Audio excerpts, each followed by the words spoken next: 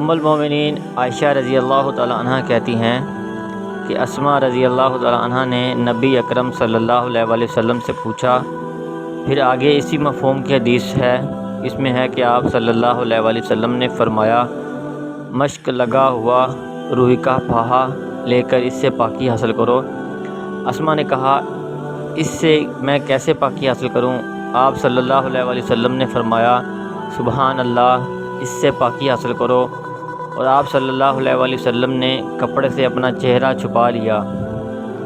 اس حدیث میں اتنا اضافہ ہے کہ اسماء رضی اللہ تعالی عنہ نے غسل جنابت کے بارے میں بھی دریافت کیا تو آپ صلی اللہ علیہ وآلہ وسلم نے فرمایا، تم پانی لے لو، پھر اس سے خوب اچھی طرح سے پاکی حاصل کرو، پھر اپنے سر پر پانی ڈالو، پھر اسے اتنا ملو کہ پانی بالوں کی جڑوں میں پہنچ جائے، پھر اپنے اوپر پانی بہاؤ۔ راوی کہتے ہیں، عائشہ رضی اللہ تعالی عنہ نے انصار کی عورتوں کی کتنی اچھی ہیں،